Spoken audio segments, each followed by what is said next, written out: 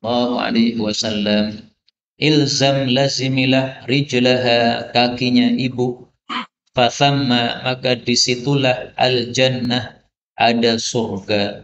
Hadis riwayat Ibnu Majah.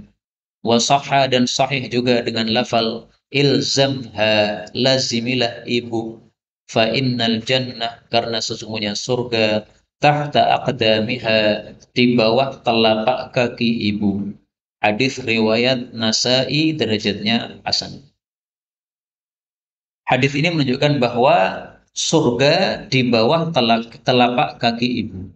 Maksudnya bagaimana? Maksudnya adalah hendaklah kita mentaati ibu atau berbakti kepada ibu seolah-olah kita berada di bawah kakinya ibu. Debu kalau di bawah kaki itu kemana-mana ikut, Pak. Langkah ke kanan, maka dia ikut ke kanan. Ke kiri, ikut ke kiri. Maka demikian juga maksud hadis ini. Ibu pengen apa, maka hendaklah anak menuruti. Pengennya kamu begini, ya sudah, kita turuti. Meskipun mungkin tidak sesuai dengan kehendak hati kita. Seorang mahasiswa misalnya mau kuliah pengennya ke sana, kuliah sana. Ibunya pengennya enggak, kamu kuliahnya di sini, kuliah sini. Nah, maka lazimilah ibu. Kalau bisa digabungkan dua-duanya. Kalau memang tidak mau apa yang diusulkan ibu, sampaikan. Ya, kenapa tidak mau? Kenapa tidak suka dengan fakultas tersebut? Nah, maka disampaikan dengan baik. Tidak langsung ngotot mengatakan misalnya, ya ibu ini nggak paham apa-apa. Yang lebih paham adalah saya sebagai mahasiswa. Nah, nggak begitu, nggak sopan kepada ibu seperti ini. Bahkan saya punya seorang guru, dia menikah itu atas pilihan ibunya tanpa melihat. Dia mengatakan, sudah, ibu mau menikahkan saya dengan siapa, silahkan. Maka dinikahkan oleh ibunya dengan wanita pilihan beliau. Padahal menurut saya tidak cantik sama sekali. Tetapi karena beliau itu ilzam rijlaha, melazimi kakinya ibu, maka manut saja. Disuruh ibunya apapun, oke lah. Insya Allah berkah. Karena yang penting mendapatkan ridho dari orang tua, kemudian mendapatkan surga. Nah, ini sesuatu yang bagus yang dilakukan oleh beliau, tidak usah saya sebutkan nama beliau. Terkenal di masyarakat, ada kalimat al-jannatu tahta aqdamil ummahat. Surga di bawah kaki ibu. Nah, dengan lafal seperti ini diriwayatkan oleh Imam Qudai, derajatnya dhaif. Tetapi maknanya sahih karena sesuai dengan hadis tadi. Ilzamha fa innal jannata tahta aqdamin. Hanya kalau dengan lafal ini tadi, al jannatu tahta aqdamil ummahat. Ini hadisnya Anas bin Malik, ini hadisnya dhaif. Nah, maka dari sini kita tahu kadang-kadang hadis itu dhaif, tapi dhaif hanya sanatnya saja. Maknanya sahih. Maknanya nggak ada masalah. Memang surga di bawah telapak kaki ibu. Artinya kita harus nurut, mau dibawa kemana oleh kaki ibu. Kita sebagai debunya, debu yang nempel di bawah kaki ibu. Mau dibawa kemana silahkan. Dan hadis ini ada sababul wurudnya. Muawiyah bin Jahimah atau Jahimah. Jadi ada perselisihan. Apakah Jahimah yang meriwayatkan ataukah Muawiyah bin Jahimah? Berarti putranya Muawiyah. Putranya Jahimah. Dia minta izin kepada Nabi Shallallahu Alaihi Wasallam. Ya Rasulullah, saya minta izin perang. Tapi ibu saya tidak membolehkan perang. Bagaimana ini? Maka Rasulullah mengatakan, ilzam rijlah. Kamu pulang sana. Ibumu tidak membolehkan kamu perang karena butuh sama kamu. Nah, maka kamu lazimi ibumu dulu. Dan ini juga yang menyebabkan Sayyidina Uwais Al-Qarni, dia menjadi tabi'in yang paling mulia dengan sebab dia berbakti kepada ibunya. Dia merawat ibunya, ibunya nggak bisa apa-apa, akhirnya tidak ditinggalkan di Yaman. Padahal dia sangat pengen untuk pergi ke Madinah, bisa berjumpa dengan Nabi SAW. Tapi gara-gara ibunya sakit ini nggak bisa apa-apa, dia melazimi terus ibunya. Sampai ibunya wafat. Begitu ibunya wafat, maka Uwais Al-Qarni pergi ke Madinah untuk menjumpai Nabi SAW. Sampai di Madinah, ternyata Nabi sudah wafat, sudah masuk dalam kuburan. Jadi nggak sempat menjadi sahabat Nabi SAW. Tapi meskipun demikian, derajatnya di bawah para sahabat, tetapi Nabi berpesan kepada para sahabat, nanti kalau ketemu dengan Uwais Al-Qarni, mintalah doa kepada dia supaya diampunkan oleh Allah Subhanahu wa taala dosa-dosa kalian. Yang disuruh siapa? Sahabat disuruh minta doa kepada Uwais Al-Qarni. Ini gara-gara melazimi orang tua, melazimi ibunya. Nah, maka Masya Allah, ini satu Pelajaran yang penting untuk kita untuk melazimi atau mentaati kehendak orang tua kita. 22. Alidhu, lazimilah atau perbanyaklah ya dzal jalali wal ikram dengan doa ya dzal jalali wal ikram. Hadis riwayat Tirmizi sahih. Hadis ini termasuk hadis yang mudah untuk kita praktikkan dan bisa kita praktekkan setiap hari. Maka marilah hadis ini jangan hanya dibaca begitu saja tanpa praktek. Kalau kita berdoa, habis sholat misalnya kita berdoa, atau ketika sujud kita berdoa, nah minimal satu kali kita baca dalam satu hari, ya dzal jalali wal ikram. Nah supaya terkesan kita baca. Ya dzal jalali wal ikram, ya dzal jalali wal ikram, ya dzal jalali wal ikram. Nanti kalau lupa di akhir nggak apa-apa. Pengennya membaca ya dzal jalali wal ikram, tapi lupa. Doa sudah selesai baru ingat. Nah, ini diucapkan terakhir nggak apa-apa. Misalnya Rabbi zidni ilma. Sudah selesai doa kan? Kemudian baru ingat, oh iya belum baca ya dzal jalali wal ikram. Nah, ini diucapkan terakhir nggak ada masalah. Rabbi zidni ilma ya dzal jalali wal ikram. Nggak apa-apa. Nggak harus di awal. 23. Alti, lepaskan angka darimu sya'ral kufri, rambut kekafiran. Thumma kemudian ikhtatin, khitanlah. Hadis ini bicara tentang orang yang masuk Islam, yaitu Nuthaim bin Fulayb, sahabat Nabi Shallallahu Alaihi Wasallam. Maka ketika dia masuk Islam, oleh Nabi disuruh untuk memotong bulu-bulunya. Sya'rul kufr, rambut kekafiran. Maksudnya rambut yang ada pada tubuhmu, bulu yang ada pada tubuhmu, yang pernah mengalami menjadi orang kafir. Dan ini mencakup semua rambut yang bisa dipotong. Rambut kepala satu, rambut kumis, bulu kumis dua, kemudian bulu ketiak tiga, bulu bawah empat, ya, empat berarti gitu. Karena yang lain-lainnya itu tidak dipotong. Bahkan para ulama mengatakan dikiaskan dengan rambut juga yang semisal dengannya. Misalnya kuku. Nah, maka orang masuk Islam disunahkan potong kuku, disunahkan bersih-bersih bulu semuanya, disunahkan cukur. Kalau sudah pendek rambutnya gimana? Karena barusan cukur kemudian masuk Islam. Kalau sudah pendek maka digundul atau dipotong lagi, lebih pendek lagi. Bahkan para ulama mengatakan kalau nggak punya rambut gimana? Maka ambil pisau cukur, tempelkan di kepala, seolah-olah cukur, seolah-olah. Dalam rangka untuk mengamalkan hadis Nabi Shallallahu Alaihi Wasallam. Tapi ini perintahnya tidak wajib. Orang masuk Islam ada yang wajib dilakukan, ada yang tidak. Yang tidak wajib adalah satu, potong bulu ini tadi. Yang kedua, mandi. Ini juga tidak wajib. Yang wajib adalah mengucapkan syahadatain, kemudian khitan. Khitan ini wajib. Karena hukum asal khitan bagi laki-laki adalah apa? Wajib. Lah kalau untuk perempuan gimana? Untuk perempuan, apabila dia masuk Islam, maka khitan baginya wajib atau tidak sesuai dengan madhab para ulama yang berbeda pendapat dalam hal ini. Madhab Syafi'i mengatakan khitan wajib baik laki-laki maupun perempuan. Nah, maka kalau ada perempuan masuk Islam, maka wajib apa? Dikhitan. Tapi pendapat madhab Hambali, khitan wajib hanya laki-laki, perempuan hanya sunnah. Maka kalau ada perempuan masuk Islam, khitannya juga apa? Sunnah, tidak wajib. Tapi laki-laki wajib. Kenapa khitan bagi laki-laki adalah wajib? Para ulama mengatakan karena khitan bagi laki-laki adalah syiar agama Islam. Pembeda antara muslim dengan kafir salah satunya apa? Khitan. Ini kalau orang tidak khitan, meragukan apakah muslim atau tidak. Namanya muslim itu harus khitan. Nah, berarti ini sudah menjadi syiar. Maka wajib. Apalagi aurat itu tidak boleh dibuka oleh orang yang lain. Terlihat oleh orang yang lain. Nah ini aurat kita buka untuk orang lain yang mentetaknya, menunjukkan bahwa tetak itu hukumnya adalah apa? Wajib. Karena kalau tidak wajib, tidak mungkin dibeberkan atau dibukakan aurat ini kepada orang lain. Wallahu a'lam bishawab. 1024. Allah itulah at-tabibu, sebenar-benarnya dokter. Hadis riwayat Abu Dawud sahih. Hadis ini ada sababul wurudnya. Abu Rimthah, sahabat Nabi, waktu itu dia masih belum Islam. Dia berjumpa pertama kali dengan Nabi Muhammad sallallahu alaihi wasallam.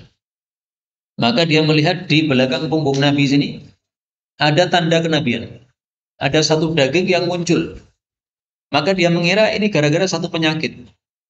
Maka kemudian dia mengatakan kepada Rasulullah, "Ya Rasulullah, ini saya obati supaya ini hilang penyakitnya ini."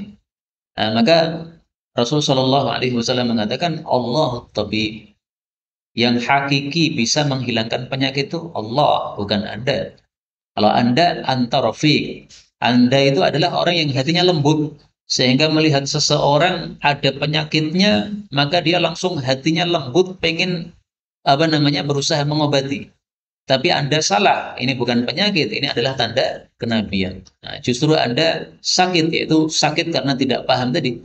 Tidak paham bahwa ini adalah tanda kenabian, perlu diobati dengan ilmu supaya paham bahwa itu bukan satu penyakit yang harus diobati. Kemudian para ulama menjelaskan bahwa Allahut Tabib ini bukan berarti bahwa At-Tabib termasuk nama-nama Allah. Sehingga tidak kita temukan dalam kitab-kitab akidah yang membahas nama-nama Allah, kemudian At-Tabib termasuk nama Allah. Enggak ada. 99 nama Allah. Apakah At-Tabib dimasukkan? Tidak ada yang memasukkan. Sehingga tidak boleh kita berdoa, Ya Tabib, Ya Tabib. Enggak boleh. Ya Allah diganti Ya Tabib. Enggak boleh. Bolehnya untuk memberitahu saja. Untuk berita, ya. Allah itu adalah At-Tabib. Allah itu adalah zat yang bisa menyembuhkan. Makanya para ulama membuat kaidah babu al-ikhbar awsa' min babi at-tasmiyah, atau babul akhbar awsa' min babil asma. Bab memberikan kabar tentang Allah itu lebih luas daripada bab tentang memberi nama untuk Allah. Kalau kita mengatakan ya tabib, ini berarti kita kan nyebut nama Allah. Wahai Allah yang tabib. Ini ngasih nama Allah tabib. Ini perlu dalil khusus. Mana ada dalilnya Allah dipanggil dengan nama tabib? Nggak ada kan? Nah, karena nggak ada nggak boleh. Tapi kalau menginformasikan Allah itu adalah at-tabib, hakikatnya yang bisa menyembuhkan, itu nggak ada masalah. Maka kita mengabarkan apapun tentang Allah selama kabarnya benar, meskipun itu dari bahasa kita sendiri, nggak ada masalah. Misalnya kita mengatakan Allah itu adalah zat yang paling kuasa dari segala yang berkuasa. Nah, kata-kata ini kan belum pernah mungkin diucapkan oleh Nabi kan. Zat yang paling kuasa dari segala yang berkuasa. Apakah Nabi pernah mengatakan begitu? Tidak pernah. Tetapi kita mengkabarkan kepada manusia tentang Allah seperti itu, nggak ada masalah. Inilah yang dimaksud babul ikhbar awsa' min babit tasmiyah, atau min babis sifat. Baik, kita lanjutkan 25. Allah itu ma'al qadhi, bersama hakim, malam yajur, selama dia tidak zalim. Fa idza jara, kalau dia zalim, tafallallahu anhu, Allah pun melepas diri darinya. Wa lazimahu syaitan, dan dia pun dilazimi oleh setan. Hadis riwayat Tirmidzi sahih. Yang dimaksud ma'al qadhi, menyertai hakim, itu maksudnya adalah Allah akan menyertai dengan pertolongannya dan hidayahnya. Di hakim itu selama niatannya adalah betul-betul menghukumi dengan adil antar manusia, maka Allah akan senantiasa menyertai dia, membantu dia supaya bisa menyelesaikan masalah, memberikan hidayah dia supaya dia tidak menetapkan hukum yang tidak adil. Itu kalau tujuannya memang bagus untuk keadilan. Tetapi kalau sudah yaju, nah, dia disogok, kemudian berdasarkan sogok dia akan memenangkan orang yang nyogok. Saat itulah setan yang nempel pada dia, Allah pun pergi darinya. Maksudnya Allah sudah tidak memberikan lagi hidayah kepadanya. Ini semakna dengan kalam Allah kepada Nabi Daud alaihi salatu wassalam. Allah mengatakan, surat Shaf ayat 26, Ya Dawud inna ja'alnaka khalifatan fil ardi. Wahai Nabi Dawud, kami jadikan engkau sebagai khalifah di muka bumi. Fahkum bainan nasi bil haqqi. Berilah hukum di antara manusia dengan kebenaran. Wala tattabi'il hawa, jangan mengikuti hawa nafsu. Fayudillaka an sabilillah, maka dia akan menyesatkan engkau dari jalan Allah Subhanahu wa taala. Nah, semakna dengan ini tadi. 26. Allah wa rasuluhu, Allah dan rasulnya. Maula adalah wali. Malla maulalah, bagi orang yang tidak ada wali baginya. Wal khalu, dan paman dari pihak ibu. Warithu adalah pewaris. Man la warithalah, orang yang tidak ada pewaris baginya. Hadis diriwayatkan oleh Tirmidzi sahih. Hadis ini untuk masalah fikih membicarakan dua hal. Pertama, kalau ada seseorang yang tidak memiliki wali nikah, maka siapa walinya? Nah, walinya adalah Allah wa Rasuluh. Sehingga dinikahkan oleh Rasul Sallallahu Alaihi Wasallam, selesai. Nah, sekarang Rasulullah sudah tidak ada. Bagaimana? Yang menikahkan siapa? Dalam hadis yang lain Rasulullah mengatakan as-sultan waliyyu man la maulalah. Penguasa adalah wali bagi orang yang tidak punya wali. Maka anak-anak zina hasil dari melacur, dari zina, dia tidak punya bapak, maka kalau mau menikah, yang menikahkan adalah wali hakim atau wali penguasa. Itu yang dimaksud dengan as-sultan. Kemudian hadis ini bicara tentang khal. Khal itu adalah paman tapi dari pihak ibu kita. Saya punya ibu, ibu ini punya mas atau punya adik laki-laki. Nah, ini namanya khal. Khal itu sebenarnya bukan termasuk ahli waris. Tetapi kapan khal itu menjadi ahli waris? Ketika la warithalah, tidak ada pewaris. Misalnya saya mati, nggak ada bapak, nggak ada ibu, ke atas juga nggak ada semuanya. Anak nggak ada, cucu ke bawah semuanya nggak ada. Istri juga nggak punya. Kerabat-kerabat yang mestinya ahli waris itu nggak ada semua. Nah, maka barulah di sini al-khal. Paman dari pihak ibu mendapatkan bagian warisan. Istilahnya adalah apa? Dalam ilmu warisan itu dzawul arham. Dzawul arham itu keluarga dari pihak ibu. Saya punya ibu. Nah, keluarga dari pihak ibu namanya dzawul arham.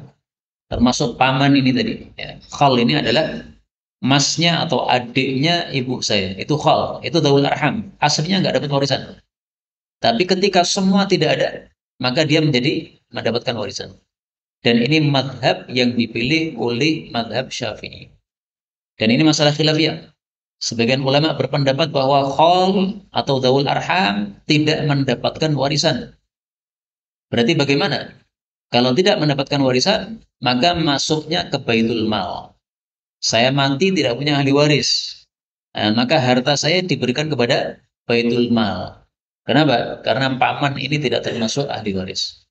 Tapi hadis ini menguatkan pendapat yang mengatakan bahwa paman dari pihak ibu adalah ahli waris ketika tidak ada ahli waris yang sesungguhnya. Jadi mereka hanya cadangan saja, bukan ahli waris yang sesungguhnya. Sehingga aslinya tidak dapat apa-apa. Begitu nggak ada yang lain, maka barulah dia mendapatkan dari harta orang mati tersebut. Hadis ini kan sahih ya, riwayat Tirmidzi.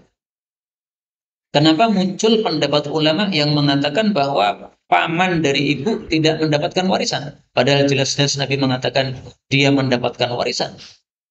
Nah, mereka memahami bahwa yang dimaksud mendapatkan warisan ini adalah diberikan oleh Nabi SAW sebagai hadiah saja, bukan sebagai betul-betul warisan untuk dia.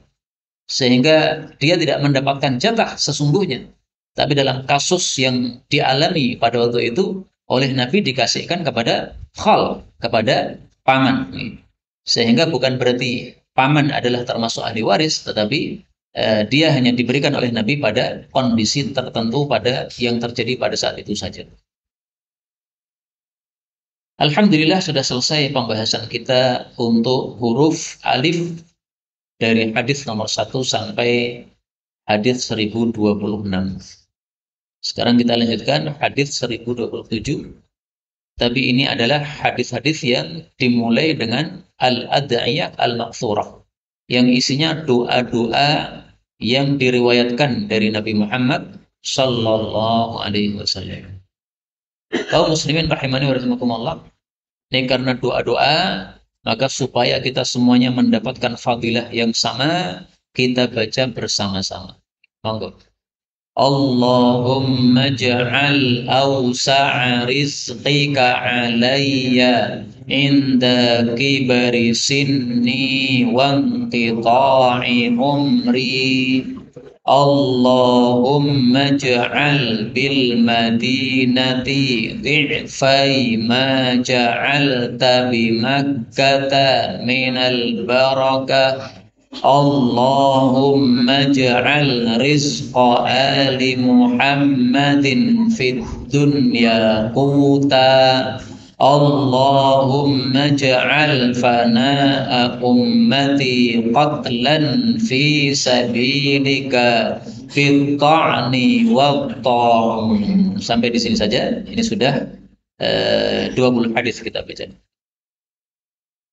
Allahumma ya Allah, ij'al jadikanlah awsa'a rizqika, paling luasnya rizkimu, alayya kepada saya, inda pada saat kibari sinni, tua usia saya, wangqita'i umri, dan terputusnya umur saya. Hadis riwayat Hakim sahih. Hadis ini mengajarkan kepada kita minta rizki yang luas di akhir hayat. Kenapa? Karena orang kalau sudah di akhir hayat, sudah tua, itu sudah tidak punya tenaga seperti anak-anak muda. Mencari harta tidak sekuat ketika masih muda. Dulu masih bisa mencangkul di sawah, sekarang sudah nggak bisa lagi. Dulu masih bisa genjot sepeda, sekarang sudah tidak bisa lagi. Nah, maka kalau kondisi kita tua, hampir mati, Allah berikan rezeki yang longgar, ini membantu kita untuk bisa fokus ibadah. Tidak terganggu ibadah kita kepada Allah Subhanahu wa taala. Rizkinya sudah berjalan lancar dan dia tinggal fokus menghadapi kematian, yaitu ibadah kepada Allah Subhanahu wa taala. Ini maksudnya. Dan kata-kata rizki ini menurut para ulama ada dua macam.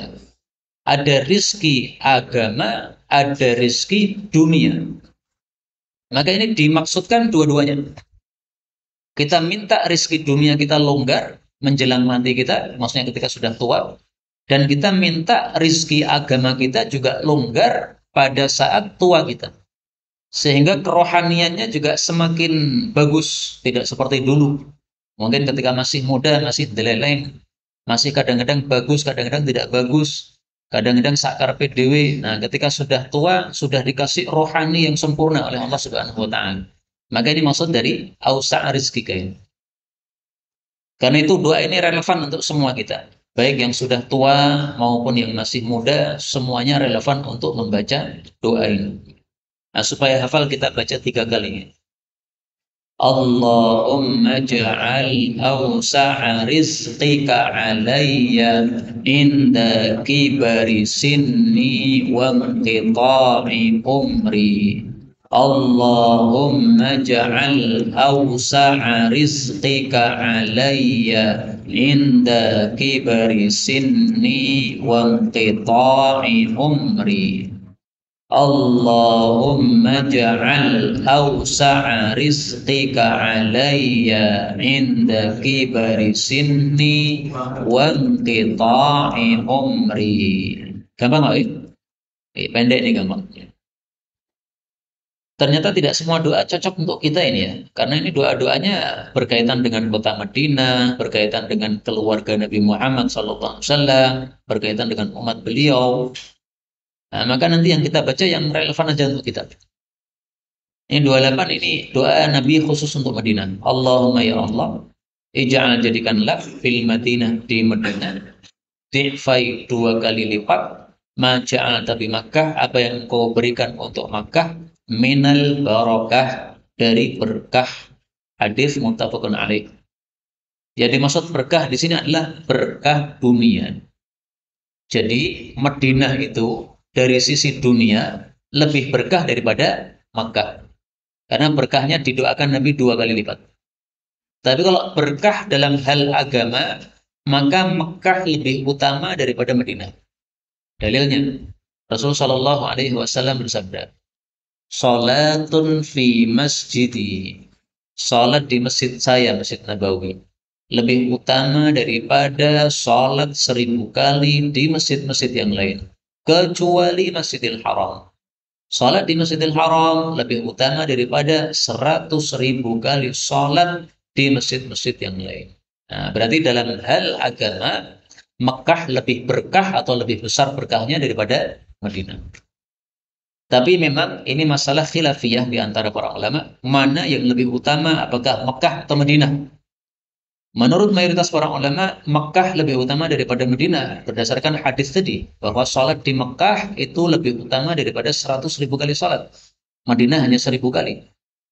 Menurut Imam Malik rahimahullah, Madinah lebih utama daripada Mekah. Kenapa? Karena jasad Nabi dipilihkan oleh Allah untuk dikubur di Madinah. Nah, kata Imam Malik, ini jasad paling utama pasti akan dipilihkan tempat paling utama di atas muka bumi. Nggak mungkin dipilihkan tempat nomor 2, nggak mungkin. Nah, maka berarti Madinah lebih utama daripada Makkah. Tapi pendapat Imam Malik itu bisa dijawab. Bagaimana jawabnya? Ini Makkah adalah satu kota, luas. Ini Madinah juga satu kota, luas. Secara umum, Makkah dengan Madinah lebih utama Makkah, berdasarkan dalil-dalil yang ada. Tapi khusus di Madinah ini ada satu kota, disitulah jasad Nabi ditimbun. Tempat inilah yang paling utama di atas muka bumi. Nggak ada tempat yang lain yang lebih utama. Maka tempat ini lebih utama daripada seluruh kota Mekah. Kenapa? Dipilihkan untuk Nabi Muhammad Sallallahu Alaihi Wasallam. Demikian cara mengkompromikan antara dua pendapat ini. 29. Allahumma ya Allah, ij'al jadikanlah rizqa ali Muhammadin, rizkinya keluarga Nabi Muhammad, fit dunia, di dunia, qutan, sebagai makanan pokok saja. Dalam hadis yang lain bukan qutan, tapi kafafan. Kafafan itu cukup pas. Pas maksudnya tidak kurang sehingga ngemis-ngemis atau minta-minta, tapi juga tidak sisa sehingga bisa berfoya-foya. Maka Nabi itu berlindung dari keburukan kaya dan berlindung dari keburukan miskin. Keburukan miskin akhirnya minta-minta, kelaparan, tidak bisa ibadah. Keburukan kaya akhirnya berfoya-foya, berupa daratan. Nah, Nabi minta kafafan. Karena itu kalau panjenengan merasa cocok dengan doa ini, boleh dibaca ini, Pak. Ya Allah, saya minta makanan pokok saja, segotok. Boleh, boleh. Tapi kalau tidak merasa cocok, jangan dibaca. Maka masih ada doa-doa lain yang diajarkan oleh Nabi Sallallahu Alaihi Wasallam. Misalnya, mungkin ini yang lebih cocok untuk kita-kita. Allahumma gfirli dhambi wa wassi'li fi dari wa barik li fi rizki. Ya Allah, ampuni dosaku, luaskan rumahku, berkahilah rizkiku. Riwayat Tirmidzi ini juga sahih. Nah, pun masing-masing mikir yang mana aja lah, terserah. Kalau saya kok suka yang ini daripada yang tadi. Nah, karena kita ini tingkatan imannya tidak seperti Nabi Muhammad Sallallahu Alaihi Wasallam. Tapi tidak terlarang. Kalau panjenengan mau doa ini silahkan, gak ada masalah. Kemudian tambahan fit dunia, ini sengaja dikasih dalam kurung. Ini karena tambahan yang tidak sahih. Yang benar adalah tanpa tambahan ini ya. Rizqa ali Muhammadin qutan. Terakhir, Allahumma ya Allah, ij'al jadikanlah fana'a, habisnya atau matinya umat saya, qatlan, terbunuh, fi sabilika, di jalanmu. Bagaimana cara terbunuhnya itu? Bitta'ni, dengan tusukan pedang, wa ta'uni, dan dengan penyakit ta'un atau wabah penyakit. Hadis riwayat Ahmad sahih. Hadis ini menunjukkan bahwa mati karena wabah penyakit itu sama dengan mati di jalan Allah Subhanahu wa Ta'ala. Dengan kata lain, disebut mati syahid. Sebagaimana dalam hadis yang lebih jelas, Nabi mengatakan, fana'u ummati, habisnya umat saya, bitta'ni wa ta'un, dengan tusukan pedang, yaitu dalam medan jihad, dan dengan wabah penyakit. Wa fi kullin syahadah. Masing-masing dari keduanya adalah mati syahid. Karena itu, saudara-saudara kita yang wafat pada musim COVID kemarin, kalau memang COVID itu termasuk ta'un atau wabah penyakit, maka ini kabar gembira dari Allah Subhanahu wa taala atau dari Nabi sallallahu alaihi wasallam bahwa dia matinya mati syahid. Alhamdulillahi rabbil alamin. Inilah yang dapat kita bicarakan pada pertemuan kali ini. Benarnya dari Allah taala, kalaupun ada salahnya, wa astaghfirullahal azim li wa lakum. Walhamdulillahi rabbil alamin.